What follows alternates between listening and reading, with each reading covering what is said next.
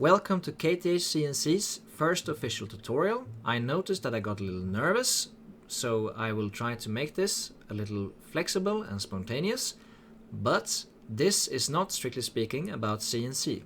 Instead, it is about creating a 16-bit height map for use in Rhino with the Heightfield command. Alright, let's go to where we have our height map files here. So let's import these into QGIS, and here we have them. Very good. Let's make sure to merge these. I don't think selecting them is necessary actually. We can just select on one and then go to Raster and miscellaneous and merge, and then as input layers we should input all. So let's select all here, or we could check one of them individually. Very good. All four are referenced. The output data type here should be float 32 bits as the original file format is. We should save it to a file, and let's make sure that it is a suitable folder here. Let's see here. So we can make a new called QGIS, and that is a sufficient file folder, and then we can go there by clicking there, and then I just typed enter there. And then we can say that this is Hagaparken 230224 Hagaparken, and this is the 32-bit merged. Very good. And then just click run. And now it is run. Now it is merged. Very good. Close this. I'll compress these by clicking on the triangular icons here, and then we can actually delete this. Right mouse button click and remove layer. Yes. And then we can see here, now we have the merge file here. Very good. We can expand this to see the range of it from minus 0.04 to 71.56 approximately. But this is just an approximation. If you double click on the layer, let's make sure that we go to symbology, expand the min and max value settings, and then we should, with accuracy, we should go to actual and apply this, and both changed the information here. It says here from provider, but this is actually inferred from QGIS. So let's make sure to go to symbology first, and let's make sure that min max here and the accuracy is actual, which is slower to compute but actual. And that also makes the information here that we are going to use and that is critical for our work. That also makes it accurate. Alright, and then we are going to save some information about this merged file here. Or actually, before we do that, we could make our crop. That is actually, it makes more sense. So we can just take insight that, go to symbology, expand the min-max value settings, and make sure that the accuracy is actual. That will make sure that the information here is correct. We can apply here and press OK, but we're going to first make our crop. Alright, let's make a new layer, create a layer, a new shapefile layer. And this can be saved here if we go here, so we can actually do that. And I think if we just paste the same file directory there, I can go there, or folder directory. And now we are in QGIS, and this is an S3 shapefile. We can save it as our crop. Alright. 230224 Hagaparken crop. Very good, save it. The projection should of course be the project coordinate reference system, and that is SWIREF99TM. It was automatically changed to that when we dragged and dropped the height map supplied by SLU. Alright, very good, that is okay. Yes, we don't need anything more than that, but I see we need more than that, and that is the geometry type. This can be a polygon. Very good. Okay. And now with the layer active, we can toggle editing of it, and we can add a new polygon feature in this layer. And I'll zoom in here a little, and if it's hard to see where you are, I don't know if you can do it while we have an active editing here of that layer. Let's see if we can. If we expand this XYZ tiles and drag in the OpenStreetMap here, yeah, we can still do it with that vector layer, shapefile layer being edited. Very good. Then we can just see here that we want to cover with a little extra margin, of course. Perhaps no active vector layer. Sorry, we need to have that as active, of course. And then we can do like this. And then right mouse button clicking will make sure to apply that shape there. And you see this shape is, and now it is in an underlying layer. We can disable the visibility of the overlying layer here, the OpenStreetMap, and we have it there. Very good. You see, this is very, what do you call it? This is very irregular in form. This is not a perfect rectangle of some sort, of any sorts, but it contains all the data that we want to have in our model. Then we can make the actual crop in Rhino later. This will just make sure that we get the data in a as focused as possible way, so as not to inflate the file sizes. Very good. All right, we can disable the editing here by clicking on the toggle editing button, and we want to save it. Very good. All right, because now with our custom crop layer here, we can right mouse button click on the merged 32-bit height map layer here, and we can go to export and save as. And this is the easiest way I find to crop an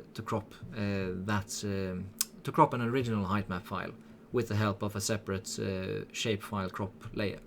All right, we want to have raw data as output mode, and the file name here we can go to. Do we still have that? Very good. I just pasted that file directory here, and we go here, and I click once here to have the same name here, but this is merged and cropped, or simply cropped. That's enough. Very good. Still 32 bits. All right, it should be the coordinate reference system that we have here. And now here for the extents, we'll make sure that the extents are calculated from a layer, and that is our crop layer. Very good, because now this is still a rectangular crop, but it is adjusted, or it fully contains the crop vector here. And now, since we are dealing with pixel perfection here, let's make sure that we don't have these decimal point values for the coordinates. So for the north and east, which are extended in the positive direction, we can floor it. No, sorry, we can ceiling it. What do you call it? We can make sure that it is rounded up. So from 6 to 7, and here from 0 to 1.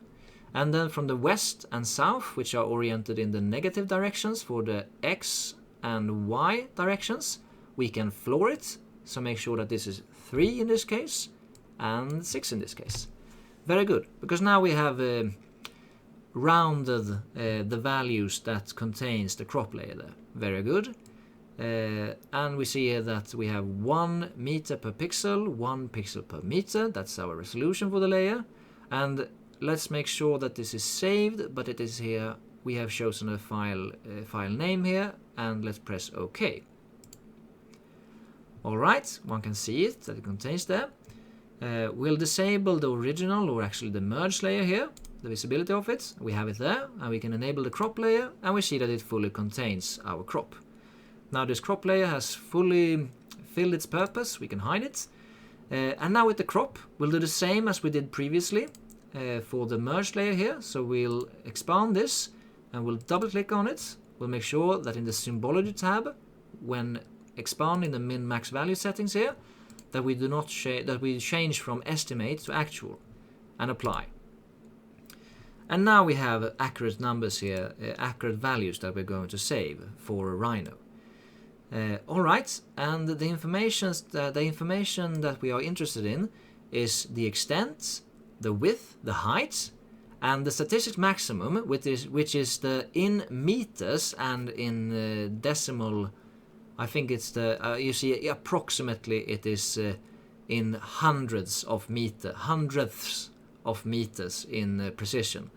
Then you see that there are these. One could deem these rounding errors or not, but you see that it is 72.870002. So there's an order of magnitude further in the precision we need to get any meaningful difference from what we have here selected. And then with the statistics minimum, which is minus 0.10, 10, and then 999, so 0.10 11. Very good. And then to make sure with the pixel size that we have 1 meter per pixel with the resolution, so to say. All right, and now we scroll back there. Very good. I will open Sublime, which is my preferred text editor, but Notepad or WordPad or any similar text editor works well. I will open a new document here, and I will copy the extents. I'll just copy everything there on that row, so to say. Very good. And I'll make a line break there or two. And the width and height can actually be just like that. Very good. And then let's see the statistics maximum as well. And the statistics minimum. Very good. And then let's see here. Where was it anything else? No, just a mental note that the resolution is 1 pixel per meter, as was supplied by SLU. Very good. All right, let's press OK. What we're now going to do is to remap all of these values. The values range is from approximately minus 0.11 to positive 72.87. And the goal here is to convert these or remap the range so that it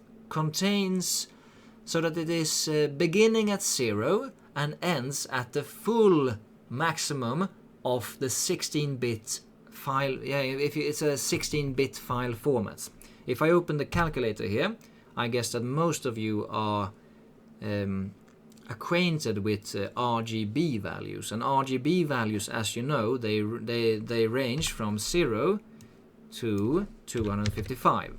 And if one includes the 0 as the first index, that is a total of 256 individual values for each of the 3 color channels.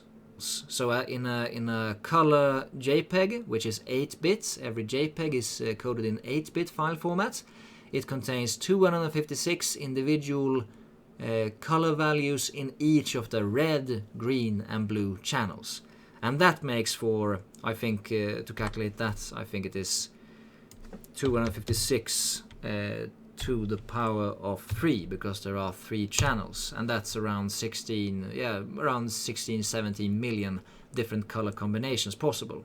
But if you only have 1 channel, as we have here, since we are dealing with a grayscale image, you only have one 8-bit file format color range to deal with or to contain your values with, if you're exporting as an 8-bit file, which you perhaps inadvertently are if you're just right-clicking here, go to Export, Save As, and choose Rendered Image, because the rendered image will always be an 8-bit file, no matter if you're exporting as a TIFF or anything else. Alright, we should export as raw data, but let's make it compatible with Rhino, because Rhino can only have as an input a 16-bit image or an 8-bit image, and thus it is incompatible with the original file format that SLU supplies, which is in 32-bit file format. Let's see if we can have our calculators here as well. Yes, and in the 16-bit file format, the range in each individual color channel ranges from 0 to, and perhaps I should have said this earlier, but why it is 256?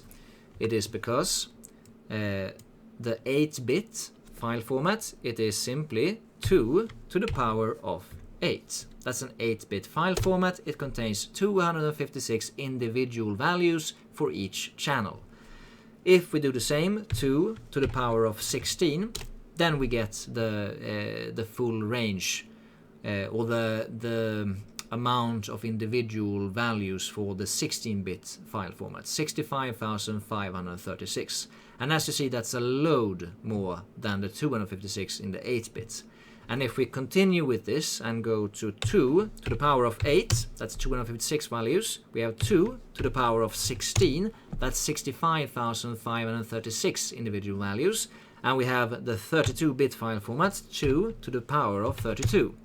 And here you see with the 32-bit file format, it contains 4, is it billion in English? I guess so. You see the number here.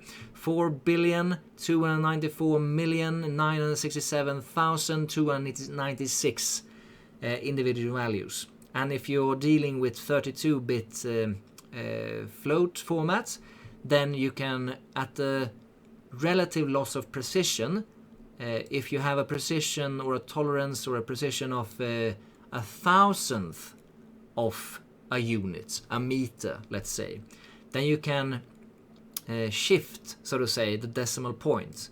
At this stage, so to say, in the 32-bit integer range, so to say, we have these 4 billions of numbers, but if we shift the decimal point from there to there to there to there, those 3 steps there, we get instead approximately 4 millions of individual, so to say, integers, but with also decimal values in between, to the precision of 1,000th.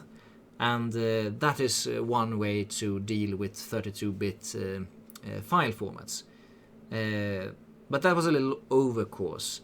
What we are doing here is simply making sure that the 32-bit file format that Rhino cannot handle as an input for the Heightfield command, let's make sure to export it to the full range of 2 to the power of 16.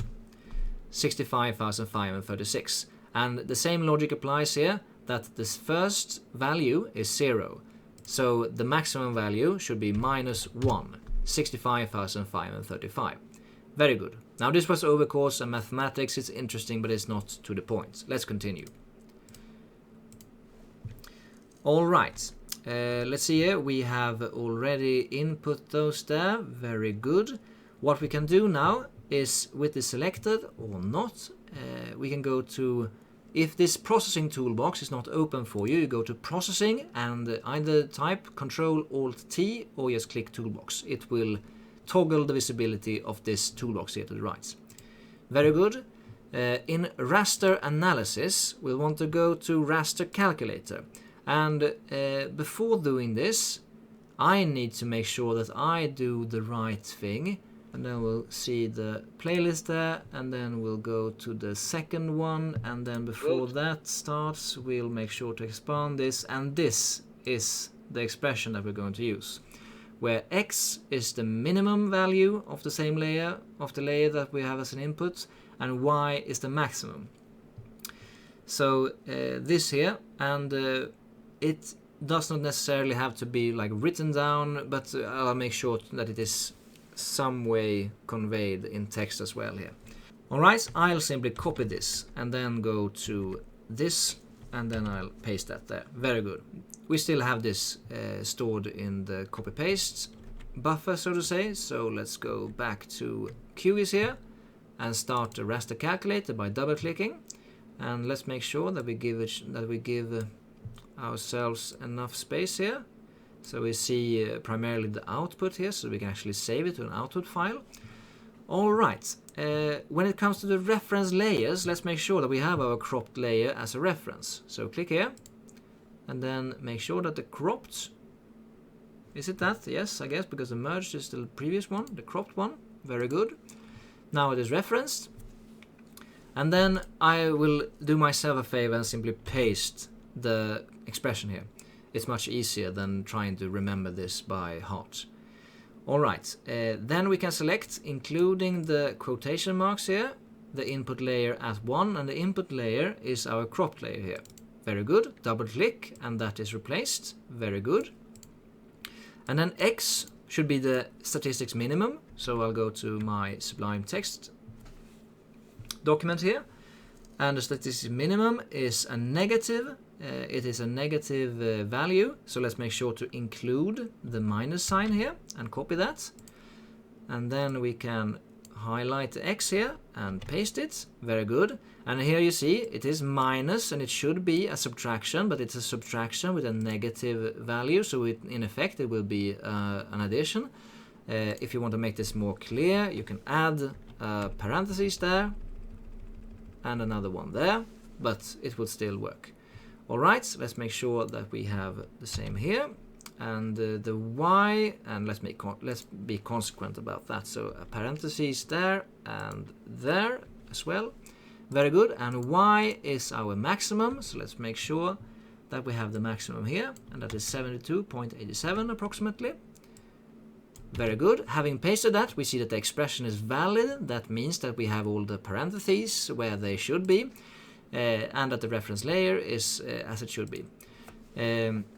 Now, this was of course very quickly input here, and you don't need to understand exactly what is happening here. Until very recently I did not either. But I'm still going to tell fairly briefly what is happening here. The raster calculator, it does a very simple job. Each of these pixels has a value. That value is what is referenced here in this layer. What I'm now explaining, the raster calculator will do for each individual pixels, each individual pixel in the whole cropped height map there.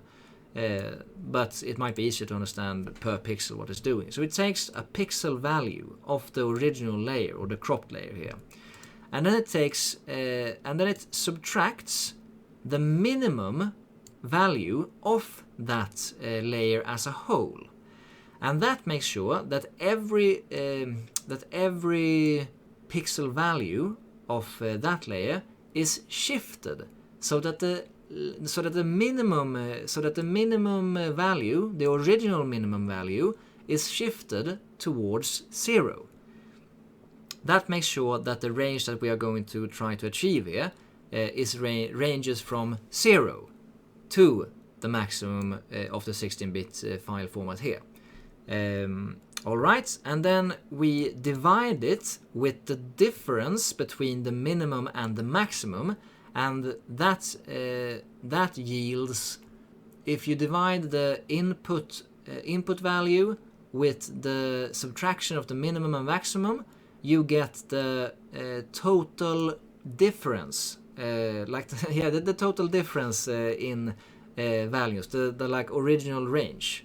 And the original range was from -0 to 0.10999, and the maximum was 72.8700 and such. But by dividing the value here with this, we will get a range that is from 0 to 1. From 0 to 1. And when we have the range from 0 to 1, we can multiply that range with the maximum value. Remember that the file format itself contains 65,536 individual values, but the first value is 0, and 0 is the first we have here, so the maximum should be 65,535. Now this is pure mathematics, and it is not necessary to understand this to make it work. Very good, but make sure that it looks like this, using the maximum and minimum values and the layer that you have yourself. Alright, let's make sure that the output of this raster calculation is saved to a file. So let's make sure here, save it to a file. And then I can just click on any of these and then we'll make sure to make a suffix to make it clear. This is still 32-bit. It is cropped. It is not the point of this calculation, but it is cropped. But it is still in 32-bit, but now it is remapped to 16-bit. So we still have the 32-bit file format, but we're extending all values from the original range to the full range of the 16-bit file format. Alright, so we'll save that, and now we can run it. Alright, and if there would be an error here saying like there is no value for this or so, it is simply because the 32-bit file format, it allows for values which are so-called nulls, or no value at all. A 0 is of course a value, it is 0, but the 32-bit file format also allows for null values. Very good, it has been ran, and you see here that it is here remapped, you can see it there, remapped to 16-bit. Very good, we can close the raster calculator. Alright, we can actually hide the original file as well. And then we can expand this, and we see that we have, this is an approximation, as you remember. So if we double click here, go to symbology, expand min-max settings, go to actual and press OK, we get from -0 to 65,535. Excellent. So as you see here, it looks the same. If we show that again and hide the overlying layer and show it again, it looks the same, but the values are not the true values per se, but they are instead remapped. Yeah, this is still a 32-bit file. So the last thing that we are going to do, we can minimize here in the processing toolbox the raster analysis content there, and we can go to JDAL. Or I say JDAL, but it's GDAL. It's GDAL. GDAL, and go to raster. Is it miscellaneous or conversion?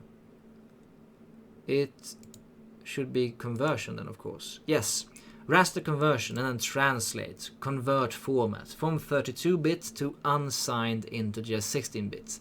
So we'll double click here, and the input layer is our active layer, the remap to 16-bit, but still in 32-bit file format. And then the converted file we should save to an actual file, and we can take that, and it is not 32-bit yet, or yet, it's not 32-bit anymore, it is 16-bit, and everything else is implicit. We have done everything we can now to convert it to 16-bit. Very good.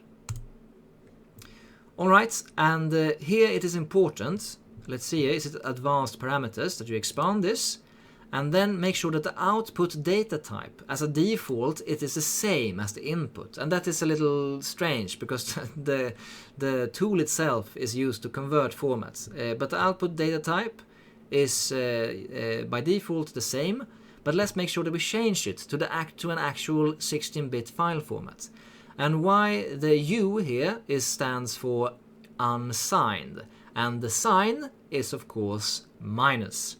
So if you're exporting to an integer 16-bit file format, then you also allow for negative values. That might sound like a sound thing to do, but we're actually interested in the unsigned integer 16, because the integer 16 file format, which is signed, if we open the calculator here, and then we go 2 to the power of 16 to get the full range of the 16-bit file format, the individual values here. The unsigned integer file format goes from 0 to 65,535. But if you allow for a sign, a minus sign, then of course you will need to contain negative values in that file format. But the file format itself can only contain 65,536 values. And that means that the signed integer file format will shift all values toward 0, towards a negative range, so to allow for it. So this I am not certain of, but perhaps from minus 32,768 to plus 32,768. And the logic that we have previously applied is for the unsigned 16-bit integer.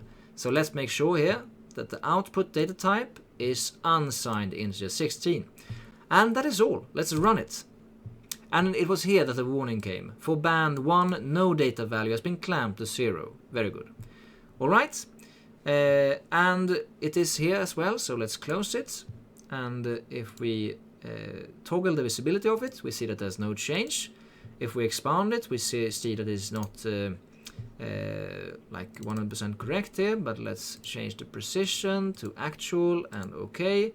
And you see here that we actually lost a little information, and depending on your requirements for precision, that loss might be negligible. You see here that the maximum value is correct, and we have a shift from 0 to 18. And if we go here and take the range here, if we divide 18 divided by the 65,535, if we divide the 18 here, which is the shift from 0 to 18, or our error, If we divide that by the maximum range, we can see that this is actually, oh, and it says scientific here, and I know it's e-values, and it's 10 to the power of -4, which is like less than 1,000th. So what I am trying to say here is that we have, during the translation, during the conversion, we have a shift here, an erroneous shift. But that error is, I wish I could just say this with confidence what it is. I will try to open it here, and then just 18 divided by 65,000, and it was 65,535. And you see here that this error is 0.00027. So if we round this up to 0.0003, that means that if this is meters, which is the units that we are dealing with here, it's decimeters, centimeters, millimeters. It's an error of approximately a fourth or a third of a millimeter, and that is for me an acceptable tolerance. Very good, and this file is already saved. We can check here if we go to our folder where we have our files here, and we have our 16-bit file, and as you see, the 32-bit files, they are not properly interpreted by the Windows native image preview here, but the 16-bit file, it is relatively uncomplex. If we open it here, we can see it here as is. Very good, and that means that we also can apply it in Rhino. So now we go to Rhino, and let's make sure here that we're working in meters. So we go from millimeters to meters. Very good. Okay. And we can work in top as of now. Let's go here and let's find our file directory. I'll just copy this to make it easier for me. Type in Heightfield and then just paste that file directory, and you come precisely there. And then I'll select the 16-bit file here and open that. And now it asks for the first corner, and luckily for us, we have that already noted here. Since the extents are stated here as an x value, as an x value and a y value, the minimum value of these two axes and the maximum value of these two axes. So the first corner, which is the lower left corner, it is actually the minimum extents here. So I'll make sure to copy the full copy these values here as a full or as a whole, but not including the colon, and I'll copy those, and then I can simply right click here and paste, or Control V, but right mouse button clicking and pasting I think has a little more control in it. Alright, very good. And now we are very far. Now we are looking at the origin, but we are very, very far. We are actually at the SWE ref coordinate systems here. We can go to, we can type ZE inside of this command, and we will actually go to where we are. That is very nifty to know.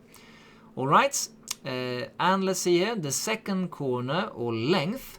Here it is actually because depending on where you are pointing your cursor, it can move in 4 different directions. So I find it actually it's easier to take the width here. This 2,218, so a little more than 2.2 kilometers. And then we can paste that here. And now when it comes to the sample points and the height, we can deal with the height first.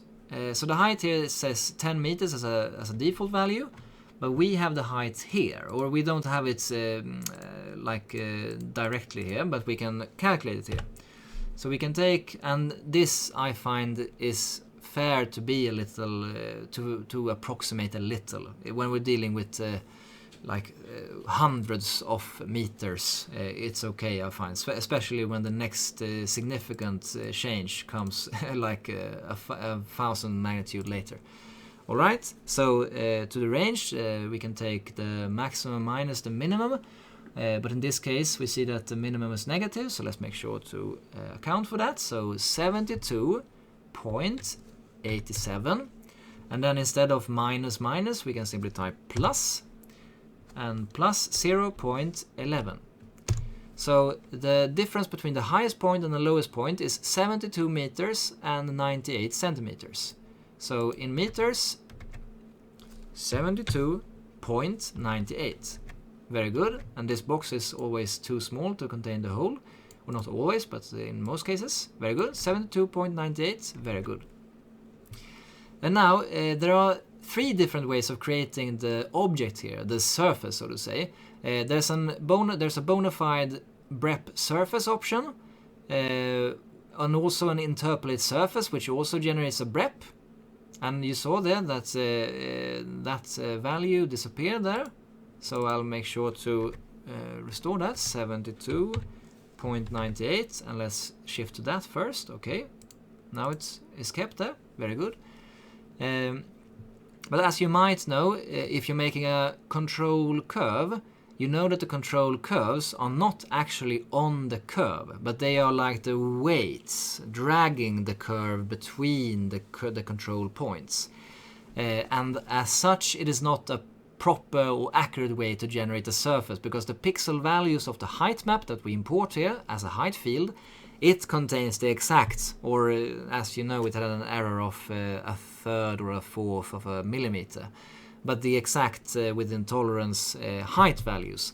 And thus we would rather, if you're making a BREP surface, do an interpolate surface through samples, which makes sure that the surface has on each individual pixels a sample point or an interpolation point where the surface goes through, which is more correct. But then we can also create a mesh with vertices or vertices at the sample locations, and that functions in the same way as the surface, except that it computes a much less resource intensive mesh.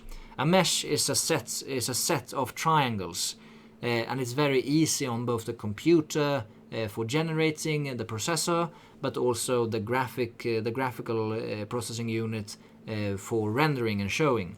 The interpolate surface will be mathematically defined and very elegant in its composition and how the control curves, how it goes through the surface.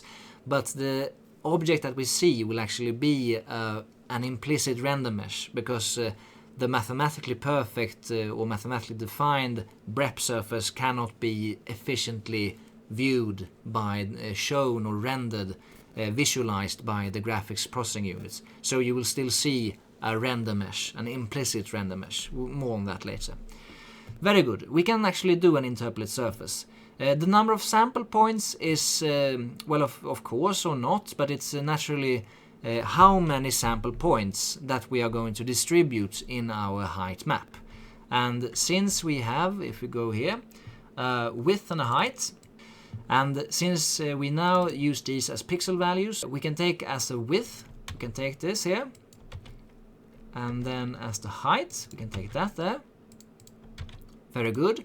And as you see, it's 2000, approximately 2000 times 2000. So we can input the correct here, 2218 times 2471.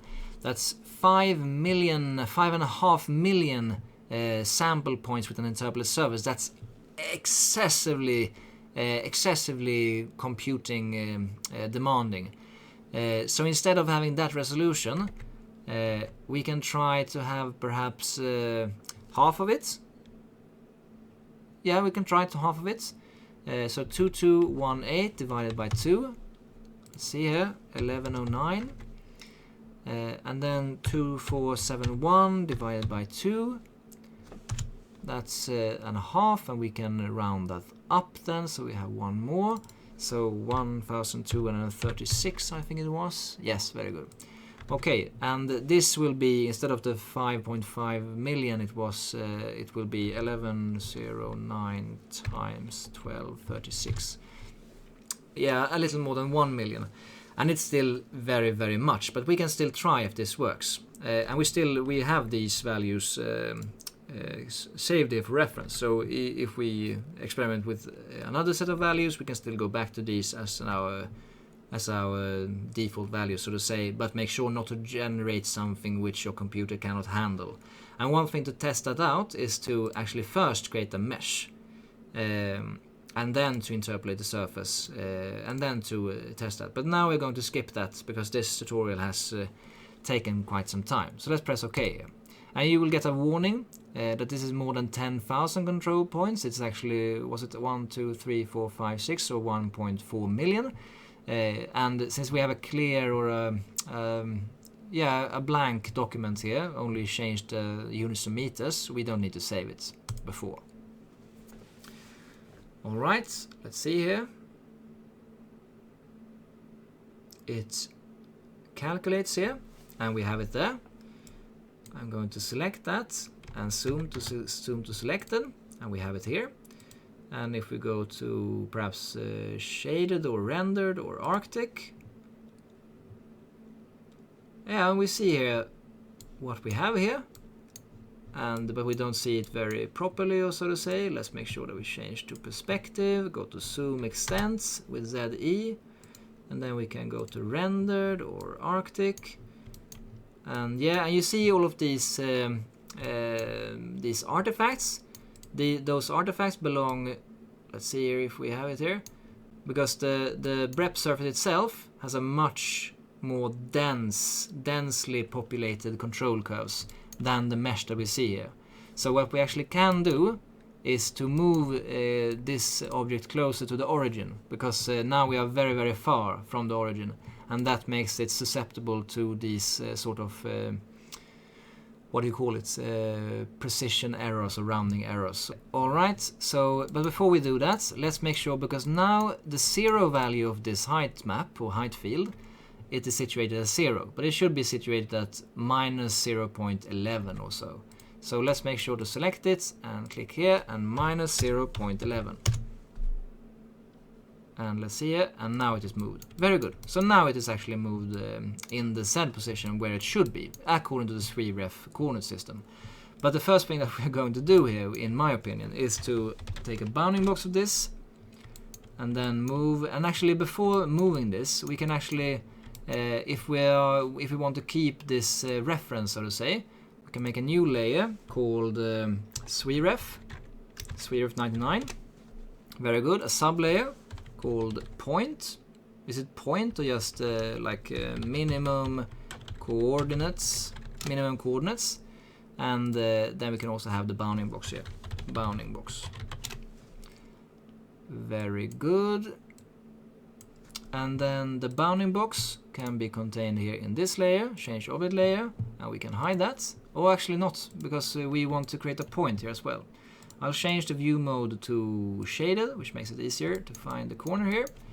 And then we can type point, and then we can have that there. Very good. And that point should be in the minimum coordinates, because that means that if we want to recreate this with a different method or any other reason for doing that, then we can still have the minimum coordinates, that point, that would be the start point for the height field command. And the bounding box will give us the adequate length again. So very good, and we can hide those, or actually we can we can select this height field and show here, and then we can move from this point, the lower corner here, to 0, and enter to confirm. Very good. Now this is still here out in the 3ref coordinate system, but if we go to zoom extents with these hidden, then we go to the origin here, and now it is more close to the origin. And now you can see here, if we try to go to rendered, it might still be, yeah, it's still a little low res, so to say, and that can be fixed if we select it, type mesh, and then we can either with the detail controls or with the simple controls, we can drag this up a little. Let's test that. If we go there. And OK. And select last, cell last to select that. I'm just checking here if this looks better.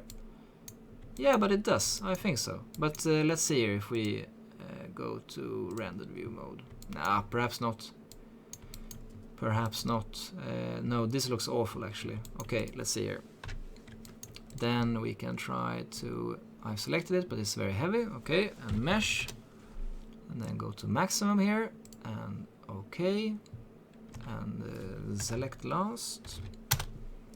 And then move that here, and let's see if this was better. No. Still has that problem.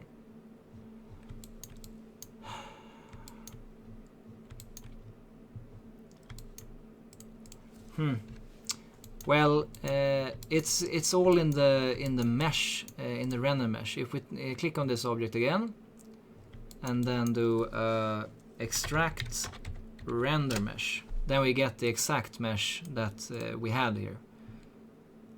Did I move the render mesh? Yeah, sorry, I did. I moved the original file here. So I will undo that transform, and then I will select the mesh here and move that out of here. Yeah, and you see that it has the same here. What we can do, because you see that the surface itself, it flows very gracefully.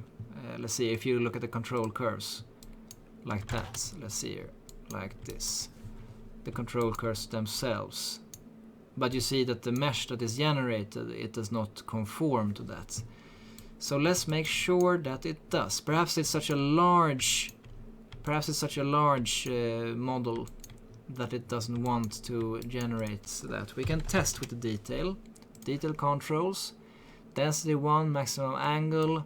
I think that isn't 8 degrees, that is somehow acceptable there. And the maximum aspect ratio can be 6. The minimum edge length, yeah, it can be that.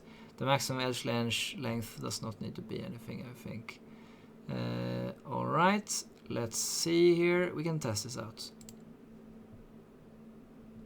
Alright, select last. Yeah, that looks... No, I'm too quick in saying that it looks better. Let's see here. If we go to render, no, it still looks like that. Alright. Let's make sure that we fix this. We can go to top view, zoom extends, and change to... I don't know if shaded is going to help us. Yeah, a little, due to all the errors here. Alright, I'm gonna test here with... actually, our previous curve could have been, but it was very roughly... I'm going to do a polyline here. A polyline. And then we're going to try this out. So perhaps there. To there. To there.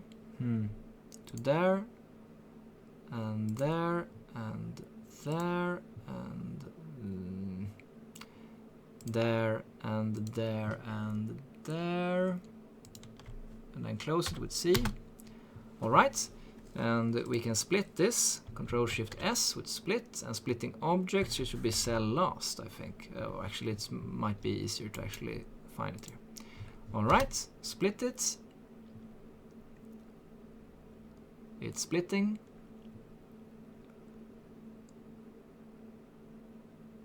Two pieces, creating meshes.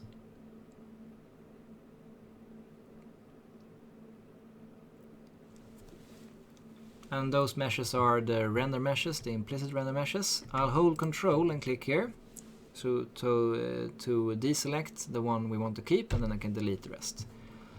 Alright, and then we'll go to perspective, and we'll see here if we can solve this in any way. And now we'll render a mesh. Or not render a mesh, but we'll create a mesh. The maximum angle can be 4. I think that's excessive, but let's try this out.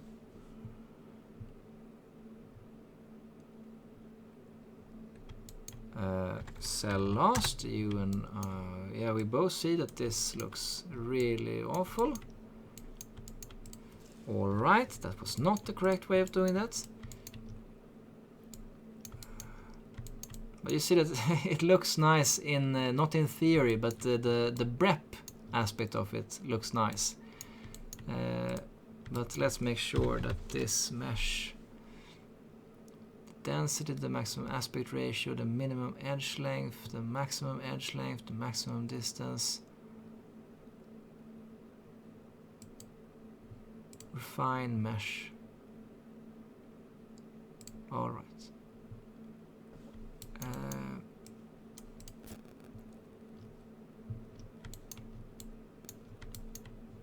Yeah, but this mesh is very heavy, but this does still conform more to what I am trying to achieve here. And now we can go rendered, it looks better, and I think it was here that it looked very... Yeah, it looks better. I am not going to say that this looks good, but perhaps for CNC fabrication this is adequate, and then you can sand a little afterwards.